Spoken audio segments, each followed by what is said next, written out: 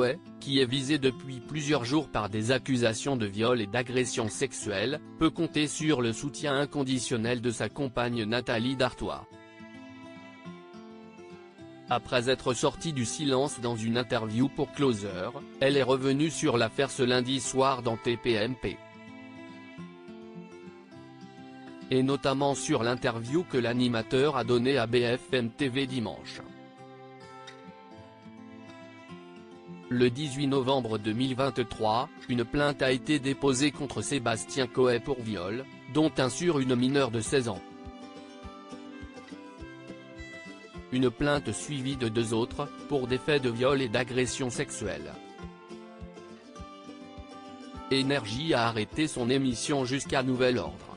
Mais l'animateur ne perd pas espoir.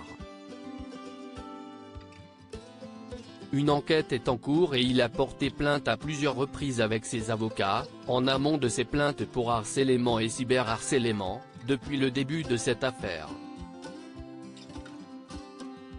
Il compte également saisir l'Arcom suite à son passage, sa première prise de parole depuis ses accusations, sur BFM TV dimanche 10 décembre, où Benjamin Duhamel n'a d'après lui pas respecté la présomption d'innocence et présenté à l'antenne des documents qui seraient falsifiés. Sa plaignante Julie a fait 2 apparitions dans TPMP, pour réagir sur cette affaire.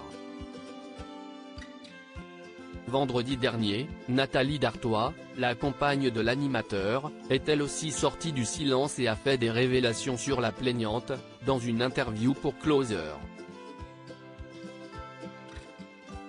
Déclarant notamment que si est une fan hardcore de Coe. Gilles Verdet avait déjà discuté avec Nathalie il y a quelques jours, dévoilant ensuite son témoignage dans TPMP. Ce lundi soir, elle était de passage dans l'émission présentée par Cyril Hanouna. Elle est notamment revenue sur l'interview que son célèbre compagnon a accordée à BFM TV, et sur le communiqué qu'il a publié via ses avocats pour annoncer qu'il veut saisir l'Arcom, comme évoqué précédemment.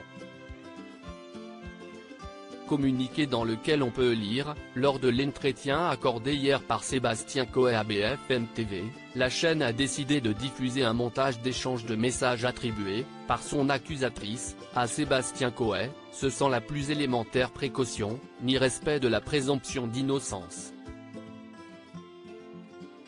Sébastien Coe a chargé ses conseils d'interroger l'Arcom sur cette diffusion de documentaires falsifiés par BFM malgré la connaissance de leur contestation judiciaire et de consulter le CDJM sur l'interview à charge opérée par le journaliste Benjamin Duhamel. Ils ont diffusé hier des pièces totalement fausses. Ils étaient prévenus. Ils ont fait le choix de les diffuser. Elles étaient uniquement là pour nuire à Sébastien, a déploré Nathalie dans TPMP. En ce qui concerne plus globalement l'affaire, et notamment la manière dont Coe vit cette affaire, elle a déclaré, avec émotion, « Au début, on croit à une mauvaise blague. Il est anéanti. Si est quelqu'un de solaire, toujours de bonne humeur. Quand on a appris ça, il m'a dit, si t'es pas là Nat, je me fous en l'air. » Les commentaires sur les réseaux sociaux, si est d'une violence, je dors pas la nuit. Je m'efforce à répondre à chaque message de soutien. À chaque fois que je lui lis un message, il se met à pleurer. On a détruit un homme, je connais ses valeurs, il a jamais violenté une femme. Il est innocent, si est un cauchemar. On se dit qu'on va se réveiller. Il me dit que si est presque pire que lorsqu'il a perdu ses parents. Tout est faux. On a décrit un pervers sexuel. Si est grave. J'ai envie d'hurler, je l'aimais infiniment. Je n'ai aucun doute, je sais l'homme qu'il est. Place désormais à l'enquête, Nathalie garde espoir, la police fait très bien son travail. Les preuves sont là. Elles sont accablantes.